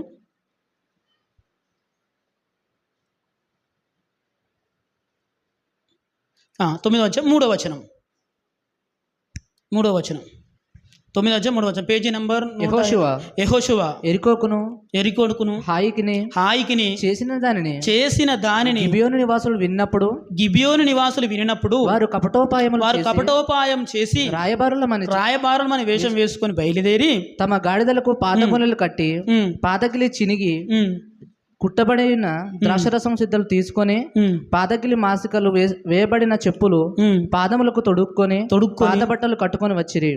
వారు ఆహారము తెచ్చుకొని భక్ష్యములన్నీ ఎండిన ముక్కలుగా నుండెను. ఇక్కడ వచ్చేసారు. ఇవి ఏం చేశారు, వాళ్ళు ప్లాన్ చేశారండి. అమ్మో, కానానీయులను చంపడానికి ఇజ్రాయెల్ తెగ వస్తుంది, వారి బారి నుంచి తప్పించుకోవడానికి ఒక మాస్టర్ ప్లాన్ చేశాడు. ఎందుకంటే వాళ్ళు యోర్దానుకు అవతల ఉన్న ఎరికోకి ఏం చేశారో తెలుసు, ఆ ఎర్ర సముద్రం పాయలు ఎలా చేశారో తెలుసు, ఐగుప్తు దేశాన్ని వాళ్ళు ఎలా ఓడించారో వారికి తెలుసు. కాబట్టి వారి దాడి నుంచి తప్పించుకోవడానికి ఈ హివ్వీలు ఏం చేశారంటే ఒక మాస్టర్ ప్లాన్ చేసి వారితో మనం సంధి చేసుకోవాలి, వారితో మనం ఒక నిబంధన చేసుకోవాలి. మరి ఎలా నిబంధన చేసుకోవాలి? అయ్యా, మేము కానానీయులము, మమ్మల్ని క్షమించి వదిలేంటే వాళ్ళు వదిలిపెట్టే రకం కాదు, మరి ఏం చేయాలి అని వారు ఒక ప్లాన్ చేశారండి. కొన్ని గాడిదలు తీసుకున్నారు, వాటి మీద గంతలు కట్టారు, చినిగిపోయిన బట్టలు వేసుకున్నారు, వాటిని చింపుకున్నారు, చినిగిపోయిన అంటే పాతగిలిన చెప్పులు వేసుకున్నారు, ఎండిపోయిన రొట్టె మొక్కలు తీసుకున్నారు. ఆ ఇజ్రాయెల్ దేశానికి వచ్చారు, వారికి నమస్కారం చేశారు. అయ్యా, మాది పలానా ప్రాంతం, మమ్మల్ని గిబియోన్స్ అంటారు, మేము కానాలని చెప్పుకోలే, గిబియోన్స్ అంటారు. మేము చాలా దూరంలో ఉన్నాం, దేవుడు మీ పక్షాన ఉన్నాడు, దేవుడు మీ పట్ల చేసిన అద్భుత కార్యం మేము విన్నాం, మాకు చాలా భయం వేసింది, మేము మీతో సంధి చేసుకుందామని వస్తాం, మా ప్రాంతాన్ని మీరు అపార్థం చేసుకొని చంపుతారేమో, మేము అలాంటి కానాలీల వంటివి మేము వారం కాము అనుకొని వారితో సంధి చేసుకోవడానికి వచ్చారండి. ఇగో ఎండిపోయిన రొట్టె ముక్కలు చూడండి, మేము బయలుదేరినప్పుడు ఇవి చాలా ఫ్రెష్గా ఉన్నాయి, ఇక్కడికి రావడానికి చాలా రోజులైంది, ఇది ఎండిపోయింది, అప్పుడు మా డ్రెస్సులు చాలా కొత్తవి, ఇప్పుడు చినిగిపోయాయి. చూసారా, ఇవన్నీ వాడికి వివరించి జాలి కలిగేటట్టు మాట్లాడారు. ఆ ఇజ్రాయేల్ ప్రజలు కూడా మరి వీళ్ళెవరు, ఏం కథ అని విచారణ చేయలేదు. వాళ్ళు తెచ్చిన నీళ్ళు తాగారు, వాళ్ళు తెచ్చిన రొట్టె ముక్కలు కూడా తిన్నారు. ఏం కాదు, మాలో మీరు ఉండొచ్చు అన్నారండి, ఉండొచ్చు అన్నారు. ఎవరు వీళ్ళు అనేది ఏమి ఎంక్వైరీ చేయలే, వారు మాటలు పూర్తిగా నమ్మేశారు. మా వల్ల మీకు ఎటువంటి కీడు రాదు అని ప్రమాణం చేశాడండి. యెహోషువ కూడా ప్రమాణం చేశాడు. దాన్ని ఏం పరిశీలించలే, ప్రభువా మరి వీరెవరు, ఇది ఏంటిది, వీళ్ళు ఎందుకు వచ్చారు, వీళ్ళు ఏమన్నా రాయబారులా, ఇవన్నీ ఏం ఆలోచించలేదండి జాషువా కూడా. వాళ్ళకు యెహోవా నామమున ప్రమాణం చేసేసాడండి, అయిపోయింది. కానీ తీరా కొన్ని రోజులు అయిన తర్వాత తెలిసింది ఏంటంటే వీళ్ళు పక్కనే ఉన్న మన శత్రువులకు సంబంధించిన వాళ్ళు, హివ్వీలు, వీళ్ళు గిబియోన్స్, వీళ్ళు మన శత్రువులు అని తర్వాత తెలిసిపోయి అందరు కత్తులు తీశారు చంపదామని. కానీ దేవుడు ఏమని చెప్పాడు తెలుసా, మీరు నా నామములో ప్రమాణం చేశారు, వారిని చంపడానికి వీల్లేదన్నారు. మీరు యెహోవా నామములో ప్రమాణం చేశారు, వారిని చంపడానికి వీల్లేదు. మరి ఎలా ప్రభువా? విచారణ చేసేది ఉండే ముందే. అవ్వ హాగరు అంతే కదా అండి, ఏం విచారణ చేశారా ముందేమన్నా? విచారణ చేయలే కదా. ఏది అబ్రహాము, ఎవరు శారా, హాగరు, వీరి విషయం కూడా అంతే. అలాగే ఇక్కడ విషయం కూడా అంతే. ఏమాత్రం విచారణ చేయకుండా ప్రభువా మీరెవరో మాతో నిబంధన చేసుకోవడానికి వచ్చారు, అసలు వీళ్ళెవరు అని దేవుని దగ్గర విచారణ చేయలే. యెహోవా నామమున నీకు ప్రామిస్ చేస్తున్నాను అని నిబంధన చేశారు. వాళ్ళతో ఉన్నారు, వాళ్ళ బట్టలు వీళ్ళు వేసుకున్నారు, వీళ్ళ బట్టలు వాళ్ళు వేసుకున్నారు, కలిసిమెలిసి ఉన్నారండి. తీరా ఒక 5 రోజులు అయిన తర్వాత విషయం తెలిసిపోయింది. అమ్మో, వీళ్ళు మన శత్రువులు, వీరి మధ్య ఉండకూడదు, వీళ్ళకి ఎప్పటికైనా ప్రమాదం అని ఆ రోజు నుంచి పగ అనేది వారి మీద పెంచుకోవడం మొదలుపెట్టారు. కానీ దేవుని నిబంధన మీరకూడదు బిడ్డ, దేవుని నిబంధన మీరకూడదు, ఇది ధర్మశాస్త్రం అని చెప్పారండి. ఆ రోజు కత్తులు లేపిన ఆ ప్రజలు ఆ కత్తులు కింద పడేశారు. కానీ వాళ్ళ మనసులో ఏముంది, వీళ్ళు మా మధ్యలో ఉన్నారు, వీళ్ళు వెళ్ళిపోతే బాగుండు, ఈ గిబియోన్స్ వెళ్ళిపోతే బాగుండు, వీళ్ళని తరిమేస్తే బాగుండు అనే కోరిక వారిలో బలంగా ఉంది. ఆ అవకాశం ఎవరికి వచ్చింది ఇప్పుడంటే సౌలు గారికి వచ్చిందండి. గిబియోనుల పట్ల ఈ ఇజ్రాయేలు కానీ యూదులు కానీ ఎలా ఉన్నారంటే వ్యతిరేక భావం కలిగి ఉన్నారు. ఇప్పుడు నేను కనుక ఆ గిబియోను వీళ్ళ కళ్ళ ముందు చంపేశాను అనుకోండి, నేను రాజును కదా, ఈ ప్రజల మద్దతు అంతా నాకే ఉంటుంది. జాషువ వల్ల గాంధీ, సాంసోన్ వల్ల గాంధీ, కాలేబు వల్ల గాంధీ, న్యాయపతుల వల్ల కానిది, ఇప్పుడు నాతోటి అది అయింది అనుకోండి, నిజంగా సౌలు దేవుడే, నిజంగా సౌలు వలనే ఈ కార్యం జరిగించాడు. 100 సంవత్సరాల కొద్ది మేము ప్రార్థన చేస్తున్నాం ఈ గిబియోనులను తొలగించమని. ఇప్పుడు సౌలు రూపంలో దేవుడే తొలగించాడని ఈ ప్రజలందరూ నాకు మద్దతు ఇస్తారు. ఇక నా రాజ్యం స్థిరపడుతుంది అనుకున్నాడేమో. క్రమక్రమంగా గిబియోను లేపేయడం మొదలుపెట్టారండి. అది దేవునికి విరుద్ధం. అర్థమవుతుందా? ఎందుకు చంపేశాడు అని వాక్య అనుభవం ఉన్న వారికి అర్థమవుతుంది. ఎందుకంటే ప్రజల మద్దతు కూడగట్టుకున్నాడు నిజమే, కానీ దేవునికి విరుద్ధం అయిపోయాడు. మరలా ప్రవక్త వచ్చాడు, నీ రాజ్యం నీ యొద్ద నుంచి తొలగిపోయింది. మరి ఎవరికి ఇస్తావు ప్రభువా? ఒక వ్యక్తిని కనుక్కున్నారు, ఆయన పేరు దావీదు. మరి దావీదు ఎలాంటి వాడు? ప్రజల మద్దతు కోసం ఆశపడడు. ప్రజల ఇష్టాన్ని నెరవేర్చడు. ప్రజల కోసమే పనిచేస్తాడు, ప్రజలకి మంచి చేస్తాడు. కానీ ప్రజలు ఊరుకున్న ప్రతిదైన చేయడు. ఏది వాక్యానుసారం, ఏది సత్య సంబంధమైంది, ఏది దేవుడు నియమించింది, ఏది దేవుని కట్టడా, దీని ప్రకారమే ప్రజలు నడిపిస్తారే తప్ప ప్రజలకు ఏదో మంచి చేసి ప్రజలతో ఏదో ప్రేమగా మాట్లాడి వారి మద్దతు కూడగట్టుకునే రకం కాదు. అతడు ఎంత కష్టం వచ్చినా నా వాక్యానుసారమే బ్రతుకుతాడు, ఈ ప్రజల్ని పాలిస్తాడని చెప్పాడండి. ఆ కీర్తన్నే ఈరోజు మన వాక్య పఠనంగా చదువుకున్న కీర్తనల గ్రంథము 22వ అధ్యాయం 28వ వచనం చూడండి. కీర్తనల గ్రంథం 22వ అధ్యాయం 28వ వచనం. రాజ్యము యెహోవాదే, అన్యజనులలో ఏలువాడు ఆయనే. రాజ్యము యెహోవాదే. గట్టిగా చెప్పండి మీరందరూ. రాజ్యము యెహోవాదే. గట్టిగానండి. రాజ్యము యెహోవాదే. ఆయన నియమం అది. రాజ్యము యెహోవాది, నేనెవరిని? యుద్ధము యెహోవాది, నేనెవరిని? నేను గొలియాతుని చంపినా, ఫిలిష్తీయులను చంపినా అది యెహోవా చేసిన యుద్ధం, నేనెవరిని? రాజ్యం యెహోవాది, నేనెవరిని? ఆయన రాజ్యం, ఆయన ప్రజలు, ఆయన చెప్పిన ధర్మశాస్త్రం ప్రకారంగానే, సమూయేలు రాసిన ఆ రాజనీతి శాస్త్ర ప్రకారంగానే, రాజ్యపాలన ప్రకారంగానే నేను ప్రజల్ని పరిపాలించాలి తప్ప ఎట్టి పరిస్థితుల్లో ప్రజల మద్దతు కొరకు, ప్రజలను సంతోషపెట్టడానికి వాక్యాన్ని మీరి నేను ప్రవర్తించాను అని ఆయన అనుకున్నాడండి. అవును కదా? సౌలు దావీదుని చంపడానికి చూస్తున్నాడు, ఏ చోట దొరికినా చంపాలని చూస్తున్నాడండి. అదే సౌల్ని దేవుడు దావీదుకి అప్పగించాడు. చంపేయచ్చు సౌలును దావీదు చంపేయచ్చు, కానీ అతడు అభిషేకించబడిన వాడు, అతడు నాకు తండ్రి లాంటి వాడు, ఇలాంటి పాతకం నేను చెయ్యను అని దేవుడు తన శత్రువును తనకు అప్పగించినా వదిలేసి వెళ్ళిపోయాడు. ఎందుకు? అది నియమం, ధర్మశాస్త్ర ప్రకారం నియమం. చంపకూడదు, రాజును చంపకూడదు, అభిషేకించిన వాడిని చంపకూడదు, తండ్రి లాంటి మామను చంపకూడదు. ఇది నియమం అండి. అంటే ప్రతి నియమానికి లోబడి బ్రతికిన వ్యక్తే దావీదు. ప్రజల ఇష్ట ప్రకారం, ప్రజల మద్దతు ఉంటే నేను రాజునవుతాను, నాకు గుర్తింపు ఉంటుందని బ్రతికిన వ్యక్తే ఈ సౌలు గారు. వీళ్ళిద్దరి మధ్య జరిగింది రాజనీతి యుద్ధం. సౌలు గారికి, దావీదు గారికి. ఇతనేమో దైవ ఇష్టం ప్రకారం ప్రజలను పాలించాలి, లేదు ప్రజల ఇష్ట ప్రకారం నేను పాలిస్తాను, ప్రజా మద్దతు నాకు ఉంటుంది, లేదు దేవుని ధర్మశాస్త్రం ప్రకారం ప్రజలను పాలించాలి. ఈ 2 పార్టీలు కనిపిస్తాయి మీరు. అటు దావీదు కుటుంబము, ఇటు సౌలు కుటుంబం. ఇవి 2 రాజకీయ పార్టీలు. ఆ రోజు దేవుని ఇష్ట ప్రకారం పాలిస్తాను ధర్మశాస్త్రం, లేదు ప్రజల ఇష్ట ప్రకారం పాలిస్తాను, వాళ్ళ మీద నేను అధికారం అవుతాను. అందుకేనండి ప్రజలు ఏది కోరుకున్నా అదే చేసి పారేశాడు, ఏది కోరుకుంటే అది చేసేశాడు. రాజా ఆ యాజకుడు మంచోడు కాదు, అవునా? అతను మీకు విరుద్ధంగా ప్రవచనాలు చెప్తున్నాడు, వెంటనే గుర్రం వేసుకొని పోతాడు. వాడు యాజకుడా, దేవుని సేవకుడు, ఇవన్నీ ఆలోచించాడండి. చంపడమే సౌలు గారు, చంపడం అంతే. 20,000 మందిని యాజకులను చంపిన ఘనత అండి ఆయనది. ఎందుకు? ప్రజల ఇష్టం అది. ప్రజలకు ఇష్టమైంది చేస్తే ప్రజలు నాకు సపోర్ట్ చేస్తారు. కానీ దావీదు అలా కాదు. ప్రజలను అసహించుకున్నా, నన్ను గుర్తించినా, నన్ను నీచంగా చూసిన యెహోవా ధర్మశాస్త్రం ప్రకారమే నేను ఈ పరిపాలన చేస్తాను అనుకున్నాడండి. అలాగే చేశాడు. అలా చేసిన దావీదుకు కీర్తి వచ్చింది, అలా బ్రతికిన దావీదుకు అపకీర్తి కూడా వచ్చింది. తన కొడుకే తనను తరిమేశాడండి. దావీదు బ్రతుకుండగా తన కొడుకు వచ్చాడు. వాడి పేరేం పేరంటే అబ్షాలోము. వాడు కూడా ఈ సౌలు లాంటి క్యారెక్టర్ వాడిది కూడా. ఎందుకంటే దావీదును అప్పుడు కొంతమంది ప్రేమిస్తున్నారు, కొద్దిమంది వ్యతిరేకిస్తున్నారు, నచ్చట్లేదు. ఎందుకంటే ధర్మశాస్త్ర పాలన వేరు కదా అండి. ధర్మశాస్త్రం చదవాలంటారు ప్రతి ఒక్కరూ, విశ్రాంతి దినం సంగమం కూడాలంటారు, విశ్రాంతి దినం నాడు ఎటువంటి పనులు చేయకూడదు అంటారు, దేవుని యందు భయభక్తులు కలిగి ఉండాలంటారు, దీవారాత్రములు దేవుని ధర్మశాస్త్రం చదవాలి అంటారు. ఇవన్నీ ప్రజలకు నచ్చట్లేదు, అందుకే కొంతమంది అయిష్టంగా ఉంటారు. ఇది గమనించాడండి ఆయన కొడుకు, ఆయన పేరు అబ్షాలోము.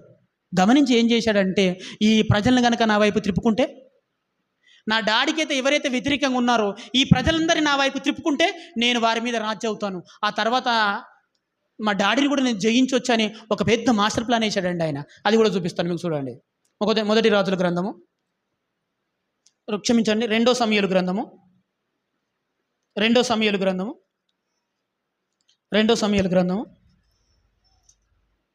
అధ్యాయం 5-6 వచనాలు. 2 సమూయేలు గ్రంథము 15వ అధ్యాయం 5-6 వచనాలు. మరియు తనకు నమస్కారం చేయుటకై ఎవడైనానో తన దాపునకు వచ్చినప్పుడు అతడు తన చేయి చాపి అతన్ని పట్టుకొని ముద్దు పెట్టుకొని వచ్చాను. అవును. తీర్పు నొందుటకై రాజునొద్దకు వచ్చిన ఇశ్రాయేలులకు అందరికీ అబ్షాలోము ఈ ప్రకారము చేసి ఇశ్రాయేలులందరినీ తన తట్టు తిప్పుకొనెను. చూసారండి, ఇక్కడ ఎవరు అంటే అబ్షాలోము రాజరిక కోరికొచ్చింది, కానీ తండ్రి ఉన్నాడు కదా, తండ్రి ఉండగా రాజరిక నాకు రాదు. ఒకటి, తండ్రిని చంపాలి. తండ్రిని చంపుతారనుకోండి ప్రజలందరూ నాకు విరోధం అవుతారు. కాబట్టి ఇప్పుడు ఏం చేయాలి నేను అంటే, ఎవరైతే మా డాడీకి వ్యతిరేకంగా ఉన్నారో వాళ్ళందరూ నా వైపు తిప్పుకోవాలి. ఎందుకు వ్యతిరేకమయ్యారు డాడీకి, దావీదు గారికి అని ఆలోచన లేదు. వ్యతిరేకమైన వారందరూ నేను కూడగట్టుకోవాలి ఇప్పుడు అనుకొని, ఈ 3వ వచనం కానీ 2వ వచనం కానీ చూడండి, 3వ వచనం కూడా చూడండి. అబ్షాలోము, నీ వాద్యము సరిగాను న్యాయముగాను ఉన్నది కానీ దాన్ని విచారించుటకే నియమింపబడినవాడు రాజునొద్ద ఒక్కడును లేడని చెప్పి అక్కడ దావీదు దగ్గరికి వస్తున్న ప్రతి ఒక్కరి పట్ల ఆయన ప్రేమగా మాట్లాడడం మొదలుపెట్టాడు. నువ్వు చాలా న్యాయవంతుడు, నీ పంచాయతీలో న్యాయం ఉంది, కానీ మా దావీదు గారు ఇవన్నీ పట్టించుకోడు, ఆయన దగ్గర నాలంటాడు ఒకటి లేడు అనుకొని ఇవన్నీ ప్రజలకు ఇష్టంగా మాట్లాడడం మొదలుపెట్టాడండి. ప్రజలు ముద్దు పెట్టుకోవడం, లేచి ఎదురుగా వెళ్ళడం, ప్రేమగా మాట్లాడడం మొదలు పెట్టుకోగానే నిజంగా దావీదు దగ్గరికి నేను 10 సార్లు వచ్చాను, ఒక్కరోజు కూడా గేటు తీయలే. ఈరోజు మాట్లాడుతుంది అదే.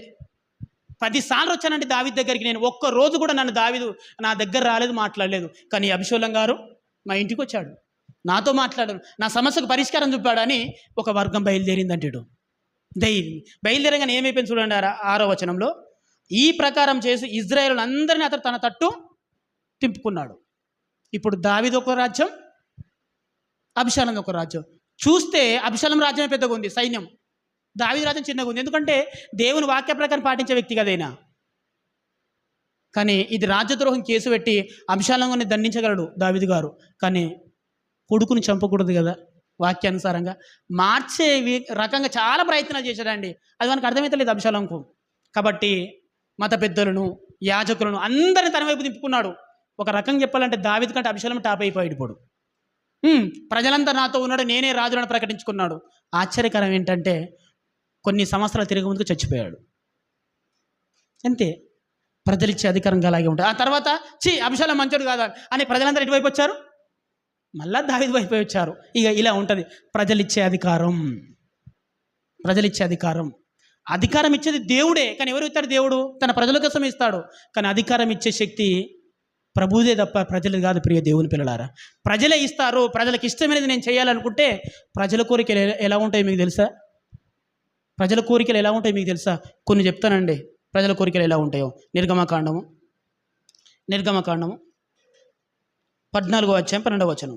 నిర్గమకాండము 14వ అధ్యాయం 12వ వచనం. మా జోలికి రావద్దు, ఐగుప్తులకు దాసులకు మగుదుమని ఐగుప్తులు మేము నీతో చెప్పిన మాట ఇదే కదా. ఇక్కడ ఎవరు ఇజ్రాయేల్ మాట్లాడుతున్నారండి. ఐగుప్తు బానిసత్వం నుండి మోషే గారు వారిని బయట తీసుకొని వచ్చాడు. ఎర్ర సముద్రం ఎదురు వచ్చేసింది, వెనక శత్రు సైన్యం వెంటబడుతుంది. ఇక చూసి కంగారు పడిపోయి మోషేతో ఏమన్నారు తెలుసా? మోషే, నీకు పెద్ద నమస్కారం, ఇక మా జోలికి రావద్దు, మా సావేద మేము చచ్చిపోతాం, మేము ఐగుప్తు దేశానికి వెళ్తాం, ఆ రాజుకు దండం పెడతాం, ఎలాగో ఓలాగో బతికిస్తాం మా మొదలే అని చెప్పారండి. అది ప్రజల కోరిక. ప్రజలు కోరుకుంటున్నారు కదా, నాకేందని మోసే ఊరుకుంటే? ప్రజలు కోరుకుంటున్నారు కదా, మీకెళ్ళింది నాకేందని మోసే అనుకుంటే? అలా అనుకోలేదు. కానీ దేవుని నియమం ఏం చెప్తుంది? అబ్రహాము, ఇస్సాకు, యాకోబు పితరుల భూమికి వారు నడిపించాలి. అది వారి వాగ్దాన భూమి. దాసత్వం, దాసునిగా బ్రతికి కడుపుని తినడం కంటే కడుపు మార్చుకోవడం పర్లేదు రా, స్వతంత్రంగా జావు అనే నియమం ఇక్కడి నుంచో పుట్టింది. ఆత్మ గౌరవాన్ని తాకట్టు పెట్టి ప్రజల మన్నను పొందడం కంటే ఆత్మ అభిమానాన్ని కాపాడుకొని ఒక్కరోజు బ్రతికిన చాలు అనే నియమం మోసగారి ప్రపంచాన్ని నేర్పించారండి. మీరు దాసులుగా ఉంటే కడుపుని తింటారు కావచ్చు, కానీ అది బ్రతుకు దాసత్వం బ్రతుకురా. స్వతంత్రంగా ఉండి ఒక్కరోజైనా స్వతంత్రంగా బ్రతికి చచ్చిపో. నిజం, మనం కూడా అంట చూడు, కాకిలాగా కలకాలం బ్రతకడం కంటే హంసలంగా 6 నెలలు బ్రతికిన మేలని, దాసునిగా 100 ఏళ్ళు బ్రతకడం కంటే స్వతంత్రంగా ఒకరోజు బ్రతికిన చాలు అనే నియమం ఇక్కడి నుంచో పుట్టిందండి. అది వద్దు, అది కూడదు సహోదరులారా. మన దేవుడు మిమ్మల్ని ఎర్ర సముద్రం ఎందుకు ముంచుతాడు? ఆయన శక్తిగల దేవుడు, ఆయనని మీరు నమ్మండి. ఆయన వాగ్దాన భూమి తీసుకెళ్తాడు. నీ వాగ్దాన భూమికి నీకు దండం రా నాయన, మమ్మల్ని వదిలేయి, మా బతికేది మా బతుకుతామని వాళ్ళు. ఇది ప్రజల ఇష్టం అండి. ఇంకొక విషయం చూపిస్తాను. సంఖ్యాకాండం 11వ అధ్యాయము. సంఖ్యాకాండం 11వ అధ్యాయం. ఇవాళ ప్రజల కోరికలు ఎలా ఉంటాయో చెప్తున్నాను నేను. 11వ అధ్యాయము 4-5 వచనం. వారి మధ్యన ఉన్న మిశ్రిత జనము మాంసాపేక్ష అధికముగా కనపరచగా ఇశ్రాయేలును మరలా ఏడ్చి మాకెవరు మాంసం పెట్టెదరు అని ఏడుస్తున్నారండి. వారి ఇళ్ళ ముందు కూర్చొని ప్లేట్ల ముందర పెట్టుకొని ఏడుస్తున్నారంట. ఎందుకయ్యా ఏడుస్తున్నారు? మాకు మాంసం ఎవరు పెడతారు? ఈ మన్న ఎవడు తినాలి? దీన్ని ఎవడు తిని బతుకుతాడు? ఈ ప్రయాణం ఏంది? ఈ ఎడారి ప్రాంతాలకు బ్రతికేంది? ఆ ఇజ్రాయెల్ దేశం అదే దేశం, ఐగుప్తు దేశం బాగుండే, అక్కడ కడుపులోనే తిన్నాం దాసులు గారు బ్రతికిన చి అని ఒకరికి ఒకటి చెప్పుకుంటూ ఏడుస్తున్నారంట, ఎవడో చచ్చిపోయినట్టు. ఇది విన్న దేవుడు చాలా బాధపడిపోయాడండి. ఒక్క దెబ్బతో చంపేద్దాం అనుకున్నాడు అందరినీ. నీకేం అర్థమవుతుందిరా? అది బానిస బతుకురా, అదే బెటర్ మాకు. అది నీచమైన బతుకు. నీ ఆడబిడ్డల్ని, నీ భార్యని, నీ కూతుర్ని వాడు అవమానించిన దేశం రాది, పర్వాలేదు. చూసారా? అలాంటి నీచమైన బ్రతుకు బ్రతికారండి. దేవుడు ఏమనుకున్నారు? మీరు అర్ధాకిలతో ఉన్న పర్వాలేదు, స్వతంత్రంగా బతకండి. అర్ధాకిలతో ఉన్న పర్వాలేదు, వాగ్దాన భూమి కోసం బ్రతకండి, ప్రవక్తల కోసం బ్రతకండి, నేను చెప్పిన వాగ్దాన భూమిలో చావండి, దానికోసం ప్రయాణించని దేవుడు చెప్పాడు. ఎన్ని చెప్పినా వారికి నచ్చట్లేదండి. దేవునికి చాలా కోపం వచ్చేసిందంట.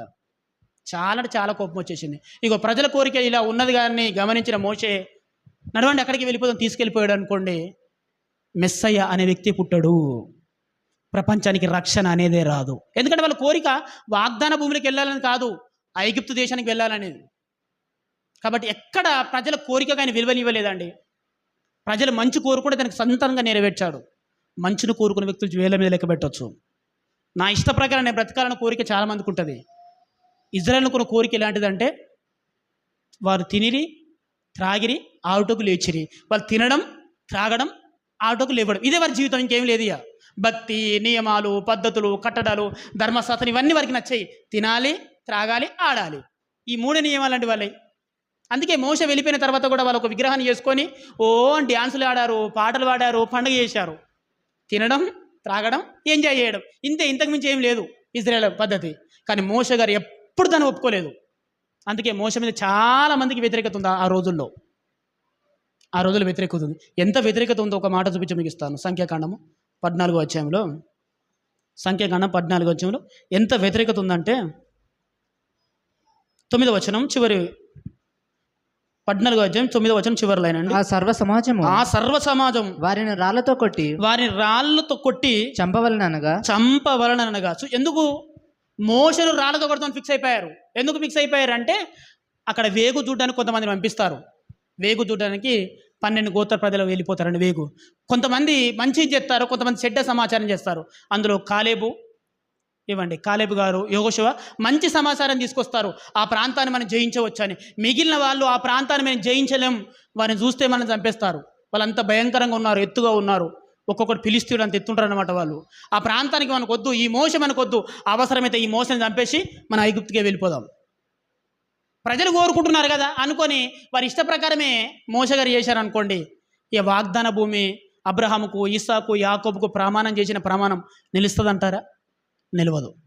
కాబట్టి ప్రజల కోరికలు లెక్కలు తీసుకోవాల్సిన అవసరం లేదు.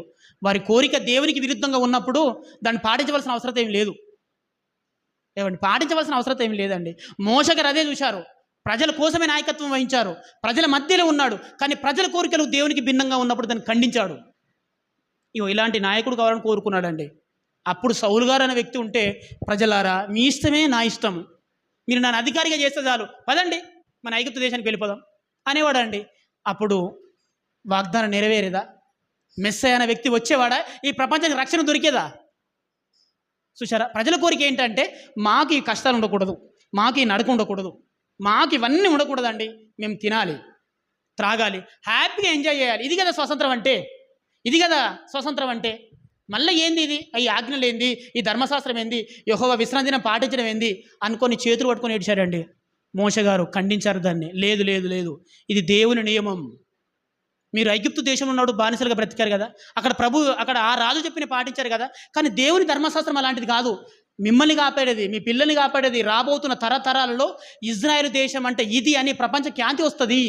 ఇందులోకి వెళ్ళి రాజులు వస్తారు, మీ ఖ్యాతి ప్రపంచ శిఖరాన్ని అంటుతుంది అని చెప్పాడండి. కానీ ఎవ్వరు పట్టించుకోలేదు. అయినా మోషే గారు ఎప్పుడు ప్రజా ఇష్టానికి తలదించలేదు. దేవుడు చెప్పిన వాక్య ప్రకారమే వారిని నడిపించాడు, దేవుడు చెప్పినట్టుగానే వారిని పాలించాడు. ఇది మాత్రం జ్ఞాపకం పెట్టుకోవాలి. సేమ్ దావీదు కూడా అంతే. ప్రియ దేవుని పిల్లలారా, దావీదు అంతే. ప్రజలు ఎన్నిసార్లు తను హింస పెట్టినా, తను విడిచి వెళ్ళిపోయినా, మీకంటే మీ కొడుకు అబ్షాలోము బెటర్ అని అక్కడ వెళ్ళిపోయినా రాజ్యము యెహోవాదే. అంతేనండి, మౌనంగా ఉండిపోయాడు. తన సొంత కొడుకు తను తరిమేశాడు, కానీ రాజ్యము యెహోవాది. అంతేనండి, మౌనంగా ఉండిపోయాడు తప్ప ఎప్పుడు ప్రజా ఇష్టాలు, వ్యతిరేకమైన ఆ ప్రజల ఇష్టాలు నెరవేర్చడానికి దాని ప్రయత్నం చేయలేదు.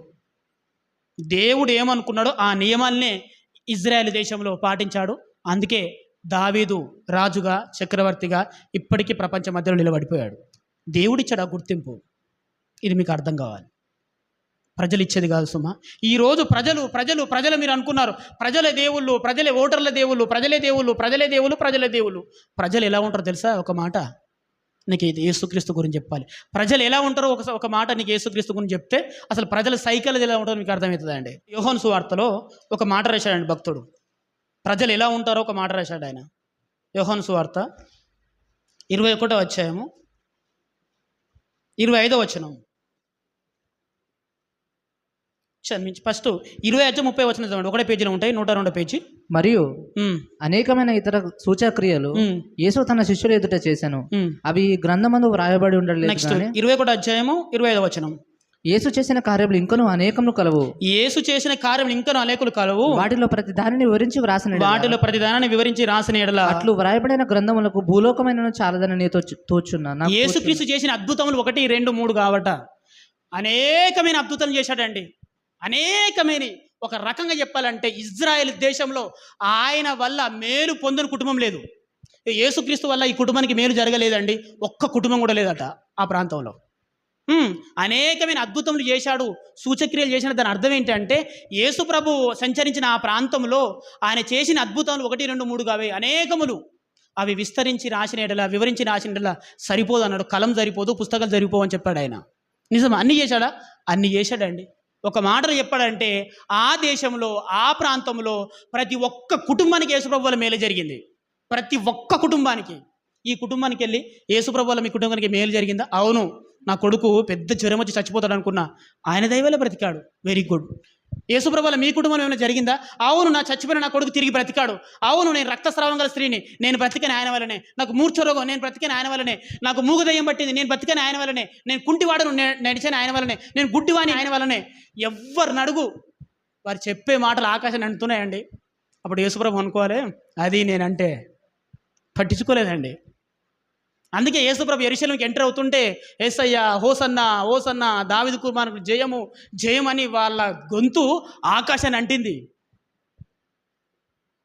అంటిందండి. అవేవి దేవుళ్ళ లెక్కలకు తీసుకోవాలి. ఎందుకు?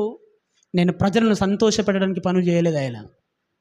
నిజం, ప్రజలను సంతోషపెట్టడానికి. ఇప్పుడు మీరు మేలు చేస్తే నన్ను ప్రవక్తగా గుర్తిస్తారు, వీరికి నేను మేలు చేస్తే నన్ను మెస్సైగా గుర్తిస్తారు అని ప్రజల మెప్పు కొరకు, మేలు కొరకు చేయలేదండి. ఎందుకంటే ఆయన మనుషుల మెప్పు కోరుకునే వ్యక్తి కాడు, దేవుని మెప్పు కోరుకు బ్రతికే వ్యక్తి. మనుషుల మెప్పు కోరకు చేస్తే అది యెహోవా దృష్టికి పాపమే కదా. ఆయన మనుషుల మెప్పు కోరుకు చేయలేదండి. ధనవంతులకు చేశాడు, బీదవాళ్ళకు చేశాడు, సైనికులు చేశారు, స్త్రీలకు చేశారు, పాపులకు చేశాడు, అందరికండి. ఆయన చేతే మేలు పొందని వాడు ఒక్క వ్యక్తి కూడా లేడు. ప్రతి కుటుంబంలో ఆయన వల్ల మేలే మేలే మేలే మేలే. ఒకరోజు రానే వచ్చిందండి. ఇంత మేలు చేస్తున్నావు ఎందుకు? ఈ ప్రజలందరినీ నీ వైపు తిప్పుకోవడానికి కదా. ఈ ప్రజలందరిపైన నువ్వు రాజు అవుతున్నావు కదా అని ఆలోచించి కొంతమంది పెద్ద కిరీటం తీసుకొచ్చి మా రాజువు నీవే అని యేసుప్రభు తల మీద కిరీటం పెట్టారు. ఆ కిరీటం తీసి పక్కన పడేసి ఆయన తోవనాలు వెళ్ళిపోయాడు. అంటే నువ్వు రాజు అవ్వడానికి ఇవన్నీ చేయలేదా? ఈ ప్రజలంతా ఇంత మద్దతు నీకు ఉంది, నువ్వు రాజు అవ్వచ్చు కదా. నేను రాజును అవ్వడానికి ఇవన్నీ చేయలేదు. మరి దేనికి? నా తండ్రి చిత్త ప్రకారమే చేస్తున్నాను చెప్పాడండి. యోహాను గారి సువార్త 8వ అధ్యాయము 38వ వచనం. యోహాను సువార్త 8వ అధ్యాయం 38వ వచనం. యోహాను సువార్త 8వ అధ్యాయం 38వ వచనం చూడండి ఒకసారి. నేను నా తండ్రి యొద్ద చూచిన సంగతులే బోధించుచున్నానని తండ్రి దగ్గర ఏమి విన్నాడో గదే చెప్పాడండి. వారికి నచ్చిన గదే చెప్పాడు, నచ్చకున్న గదే చెప్పాడు. తండ్రి దగ్గర ఏమైతే నేర్చుకున్నాడో గవ్వే సమాజంలో చేశాడు. ఎందుకు? నా తండ్రి చిత్త ప్రకారం మాత్రమే నేను చేస్తున్నాను అన్నాడు. చిన్నప్పటి నుంచి అదే సైకాలజీ. నా తండ్రి పనుల మీద నేను ఉండాలని మీరు ఎరగరా? చిన్నప్పటి నుంచి యేసుప్రభుకి అదే సైకాలజీ. దేవుని చిత్త ప్రకారం నేను చేయాలి. అది ప్రజలకు నచ్చవచ్చు, నచ్చకపోవచ్చు. దేవుని చిత్త ప్రకారమే నేను బోధించాలి. అది నీకు నచ్చవచ్చు, నచ్చకపోవచ్చు. అంతేనండి. ప్రజల మెప్పు కొరకు, మద్దతు కొరకు ఆయన బోధించలేదు. ఎందుకంటే ఆయన రాజు కావాలనే ఉద్దేశం కాదు. చూడండి, మీరు సువార్త చదువుతున్న మీకు అర్థమవుతుంది. యేసుప్రభుని మెస్సయ్య రాజుగా కీర్తించారు, ఆయన అవేవి పట్టించుకోలేదు. ఎందుకు? నేను దేవుని చిత్త ప్రకారం బ్రతుకుతున్నాను, దేవుని చిత్త ప్రకారం నీకు స్వస్థత చేశాను, దేవుని చిత్త ప్రకారమే నీకు బోధ చేశాను, దేవుని చిత్త ప్రకారమే నేను ఖండించాను, దేవుని చిత్త ప్రకారమే నేను మెచ్చుకున్నాను. నాకు మీ సపోర్ట్ నాకు కావాలని కాదు, నేను మీ మీద రాజునో ప్రభునో అవుదామని కాదు. ఆయనకు తెలుసు. మిగతా వాళ్ళు ఏమనుకుంటున్నారు? లేదు లేదు, ఈ యేసు అనే వ్యక్తి ప్రజలందరినీ తన వైపు తిప్పుకుంటున్నాడు, ఈయన రాజు అవుతాడు, రాజు అయిన తర్వాత రోమన్లతో పోరాడతాడు, మనతాడు, నూతన రాజు వచ్చాడని యేసు ప్రభును రాజు రాజు అని పిలవడం మొదలుపెట్టారు. నువ్వు రాజువా అని అందుకే అడిగాడు ఆయన, పిలాతు గారు. అవును, నువ్వు చెప్పినట్టు నేను రాజునే అన్నాడు ఆయన. నువ్వు అనుకున్నట్టు రాజుని కాదు బిడ్డ, నేను చెప్పినట్టు నేను రాజునే అన్నాడు. అలాంటి వ్యక్తికి ఒకరోజు కష్టం వచ్చిందండి. అది ఏ కష్టమో చూపిస్తాను. ఒకరోజు కష్టం వచ్చిందండి. మత్తయి సువార్త 27. ప్రధాన యాజకులను పెద్దలను బర్నబాను విడిపించమని అడుగుటకును యేసును సంహరించుటకు జనసమూహులను ప్రేరేపించిరి. ఒకరోజు యేసుప్రభు మీద నేరారోపణ జరిగిందండి. అప్పటి వరకు ఆయనకు ప్రతి కుటుంబంలో ఆయనకు ఫాలోవర్స్ ఉన్నారు. ప్రతి వ్యక్తికి యేసుప్రభు తెలుసు. ఆయన చనిపోయిన వారిని తిరిగి లేపుతాడు, అన్నం లేని వారికి అన్నం పెడతాడు, రోగులను స్వస్థపడతాడు, మంచి బోధ చేస్తారు, మొమాటం లేని బోధకుడు, పక్షపాతం లేని బోధకుడు, మంచి ప్రేమతత్వం కలిగిన వాడు, ప్రవక్తలు చెప్పిన మెస్సయ్య ఈయనే అని విశ్వసించిన వారు, నమ్మిన వారు. ఒకరోజు ఏమైపోయింది తెలుసా? ఆయన మీద ఒక నేరం మోపబడింది. ఆయన అలాంటి వాడి కాడు. ఆయన దెయ్యం పట్టిన వాడైతే దెయ్యాన్ని చచ్చిపోయిన వాడిని ఎలా తిరిగి లేపుతాడు? ఆయన దెయ్యం పట్టిన వాడైతే ధర్మశాస్త్రాన్ని ఎలా బోధిస్తాడు అని వాదించవలసిన ప్రజలు, అయ్యో ఈ రోజు నా కొడుకు బ్రతికాడంటే దానికి యేసుప్రభు కారణం కాదా అని యేసుప్రభుకు మద్దతుగా నిలవలసిన ప్రజలు, ఈ రోజు నా రోగం పోయిందంటే దానికి ఆ యేసుప్రభు కారణం కదా అని యేసుప్రభుకు సపోర్ట్ చేయవలసిన ప్రజలు ఏం చేశారు తెలుసా? ఆయనను సిలువ వేయండి, సిలువ వేయండి, సిలువ వేయండి అని కేకలేశారండి. వారి కేకలే గెలిచాను. జనం ఇలా ఉంటారయ్యా, రాజకీయ నాయకులారా మీరు కూడా గమనించండి, జనం ఇలా ఉంటారు. ఆ రోజు ప్రతి కుటుంబంలో ప్రతి వ్యక్తికి యేసుప్రభు వల్ల మేలే జరిగింది, ప్రతి వ్యక్తికి మేలే జరిగిందండి. చివరికి వచ్చేసరికి యేసుప్రభుని చంపండి, సిలువ వేయండి, సిలువ వేయండి అని కేకలేశారు. చూశారా? ఇగో ఇలా ఉంటుంది. ఆయన యేసుప్రభు జనం కోసం బ్రతికితే కదా, దుర్మార్గులారా, ప్రజలారా, దుష్టులారా అనలే. తండ్రి వీరేమి చేయుచున్నారో వీరికి తెలియదు, వీరిని క్షమించు అన్నాడు. ఎందుకంటే నేను వాళ్ళ సింపతి కొరకు చేయలేదు. నువ్వు చేయమన్నావు, నేను చేశాను. నువ్వు చెప్పమన్నావు, నేను చెప్పాను, అంతే. వారు నన్ను ప్రేమించినా నేను బాధపడను, వారు నన్ను హింసించినా నేనేమనుకోను. తండ్రి చిత్త ప్రకారం బతుకుతే ఇలా ఉంటుంది. అందుకేనండి ఇవన్నీ గమనించిన యేసుక్రీస్తు ప్రభు, దేవుడు యేసుక్రీస్తు ప్రభుని ఎంత గొప్ప స్థితిలో ఉంచాడు తెలుసా? చివరి మాట మత్తయి సువార్త 28వ అధ్యాయం 18వ వచనం. అయితే యేసు వారి ఎదుకు వచ్చి పరలోకమందును భూమి మీదను నాకు సర్వాధికారము ఇయ్యబడి ఉన్నది. ఇప్పుడు చెప్పండి, ఎవరు ఇచ్చేది అధికారం? అధికారం ఇచ్చే శక్తి ప్రజలదా, ప్రభువుదా? ప్రభువుది. దేవుడు ఇప్పుడు యేసు ప్రభుకి అధికారం ఇచ్చాడు. పరలోకమందున ఆయన అధికారే, భూమి మీద అధికారే, ఎక్కడైనా యేసు అధికారే. ఇప్పుడు ఇది ప్రజలు ఇచ్చింది కాదు, ప్రజలకు అద్భుతం చేయడం వల్ల వచ్చింది కాదు, ప్రజలకు మేలు చేయడం వల్ల వచ్చింది కాదు. ఇది దేవుని చిత్త ప్రకారం బ్రతికాడు గనుకనే, దేవుని చిత్త ప్రకారం బోధించాడు గనుకనే యేసు ప్రభుకు పరలోకమందును భూమి మీదను సర్వాధికారం ఇవ్వబడిందంట. రోమపత్రిక 9వ అధ్యాయం 5వ వచనంలో ఉంటుంది, ఆయన సర్వాధికారి అయిన దేవుడు అని. ఆలోచించండి అమ్మా, అధికారం అనేది ప్రజలు ఇస్తారా, ప్రభు ఇస్తాడా? ప్రజలు ఇస్తారా, ప్రభు ఇస్తాడా? అది రాజరికమైనా నేటి ప్రజాస్వామ్యమైనా ప్రభువు వలనే వస్తుంది. మరి ప్రభు ఎవరి కోసం ఇస్తాడు? మన కోసం ఇస్తాడండి ప్రభు. ఎందుకు? మనల్ని పాలించడానికి ఒక వ్యక్తిని ఎంచుకుంటాడు. మనల్ని ఈ దేశ ప్రజల్ని కానీ, ప్రపంచ ప్రజల్ని కానీ, ఆ రాష్ట్ర ప్రజల్ని కానీ పాలించడానికే తన ప్రతినిధిగా ఒక వ్యక్తిని ఎంచుకుంటాడు. ఆ వ్యక్తి విలువల ప్రకారం, దేవుడు అనుకున్న లక్షణాల ప్రకారం ప్రేమతత్వం కలిగి ఆ ప్రజల్ని పాలించాలి. కక్షపూరితంగా, కుట్రపూరితంగా పాలించేవానికి దేవుడు రాజ్యాధికారాన్ని ఇవ్వడు, ఇలిచినా అది నిలవదు. మరి మనం వ్యతిరేకంగా ఉన్నాం అనుకోండి, మన దేవునికి విరుద్ధంగా ఉన్నాం అనుకోండి, మనకు బుద్ధి చెప్పే ప్రభుత్వానికి అప్పగిస్తాడు. ఇది సత్యం. మనం మంచిగా ఉన్నాం అనుకోండి, మనం నిజంగా మంచిగా ప్రేమించే వ్యక్తికే అలాంటి వ్యక్తికి మనల్ని అప్పగిస్తాడు. లేదు మనం తేడా ఉన్నాం, దేవునికి విరుద్ధంగా బ్రతుకుతున్నాం, మనది బుద్ధి చెప్పడానికే బబులోను వంటి రాజుకు అప్పగిస్తాడు.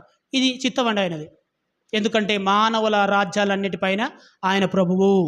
ఈ దేవుని చిత్తం. ఓడిపోవడానికి సవలక్ష కారణాలు కాదు, బైబిలే కారణం. ప్రజలు మంచిగా ఉన్నారనుకోండి, నిజంగా మంచి వ్యక్తికి అప్పగిస్తాడు. రాజు మంచోడే కానీ ప్రజలు తేడా అయిపోయారు, వీళ్ళకి బుద్ధి రావాలంటే కఠినకి అప్పగిస్తాడు. ప్రజలు మంచోళ్ళు కానీ వీడు రాజ్యానికాన్ని తన కుటుంబం కొరకు, తన వ్యక్తిగత స్వార్థం కొరకు వాడుకుంటున్నాడు. ఇక వీరిని తొలగించి ఇంకో వ్యక్తికి ఇస్తాడు. ఇది జ్ఞాపకం పెట్టుకోండి. అది రాజ్యాధికం ఇచ్చే శక్తి అయినా కూల్చే శక్తి అయినా ఎవరి చేతిలో ఉంది? దేవుడి చేతిలో ఉంది సుమా.